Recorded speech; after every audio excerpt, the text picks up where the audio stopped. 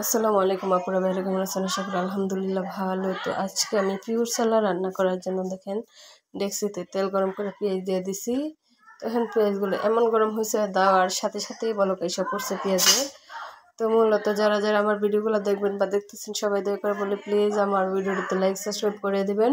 তো আজকে আমাদের বাড়িতে মেহমান আসছে, মেহমানদের জন্য আমি আমার হাজবেন্ড বলছে পিওর চালা রান্না করার জন্য। তো পিওর চালা রান্না করার জন্য সমস্ত কিছু গুছিয়ে রাখছি। এখানে সিম ভাজা, সিমের আলি ভাজা ভিজায় রাখছি, তারপরে চাউল ভাজা ভিজায়া ধুয়ে রাখছি, সমস্ত কিছু দিয়ে রাখছি। এখন লবণটা দিয়ে পেঁয়াজটা লাল হইলে আমি ডেক্সিতে রেখে দিব। তো দয়া করে বলি যারা যারা আমার ভিডিওগুলো দেখবেন, ফুল ভিডিওগুলো দেখবেন প্লিজ। দয়া করে বলি ফুল ভিডিওটা দেখলে একটা জিনিস আপনারা শিখতেও পারবেন, বা আমার ভুল হইলে সেটা আপনারা আমার জানাইতে পারেন। তো আমার পেঁয়াজগুলো লাল হয়ে গেছে, এখন আমি চাউলগুলো দিয়ে দিব। তো দেখেন হালকা ব্রাউন কালার হয়েছে, কারণ হালকা লাল হইলে দেওয়াটা উত্তম, কারণ চাউলগুলো একসাথে, কারণ আমার চাউলগুলো যখন বাজি হয়েছিল মানে বাজছিলাম একটু কড়া করে বাজি নেই, কারণ যেহেতু কড়া করে বাজলে কিন্তু অনেক পিওর চালা দেখা যায় যে কালো হয়ে যায় বা কালারটা অন্যরকম হয়ে যায়, যে খাইতে কেমন যেন লাগে। তো আমি এমনভাবে বাজছি যেন ভাতগুলো খাইতে দেখতেও সুন্দর লাগে। তো অনেকে সিমের বিচি ভাঙ্গা দেয় বা চুইলা পরিষ্কার করে দেয়, কিন্তু আমি সিমের বিচিগুলো এত সুন্দর করে পরিষ্কার করে বাজিয়ে তারপরে ভিজায় রাখছি অনেকক্ষণ, প্রায় 2 ঘন্টার মতো ভিজিয়ে রাখা, তারপরে পরিষ্কার করে আমি দিয়ে দিলাম চাউলের সাথে।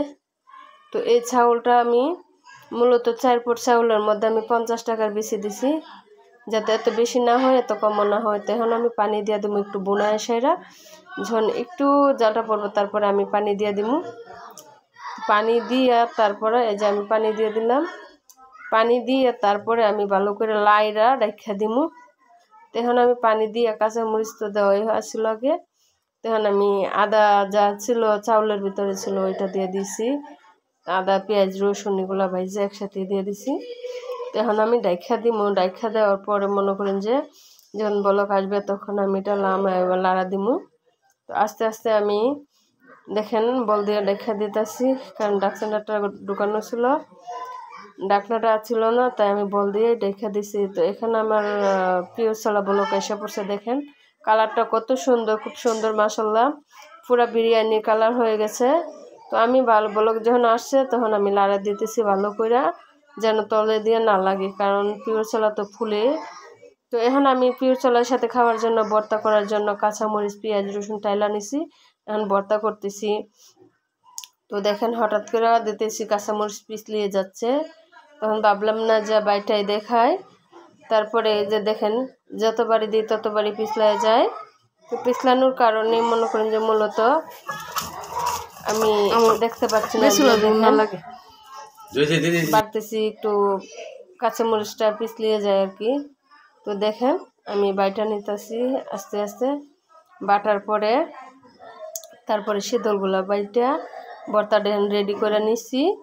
এই যে ভর্তাতে লবণ দিয়ে আমি মাইখা লইছি।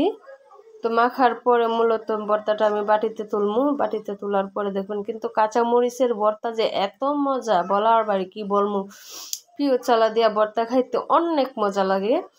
তো প্লিজ দয়া করে বলি আমার ভিডিওটা লাইক সাবস্ক্রাইব করবেন, আর অন্য কাউরে দেখার সুযোগ করে দিবেন, প্লিজ একটা শেয়ার করে দিবেন।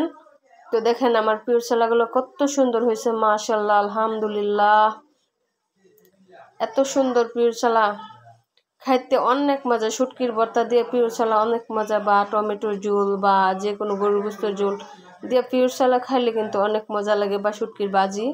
তো যে যেটা দিয়ে খাইতে পছন্দ করেন সেটা দিয়ে খাবেন। দেখেন আমার পিওর চালার জন্য শুটকির ভর্তা, হিদলের ভর্তা আর কি, চাপা শুটকির ভর্তা। তো দেখেন পিওর চালা চাপা শুটকির ভর্তা খাইতে অনেক মজা। তারপরে হয়েছে যে দেখেন ভাতগুলা সম্পূর্ণ ভাত একসাথে ফুটেছে। তো এখানে আমি বেগুন দিয়া বাঁশপাতি শুটকি দিয়ে আলু দিয়া ভাজি করছি। এখানে হচ্ছে ছোটো ছোটো ডাটা আমি শুটকি দিয়া রান্না করছি।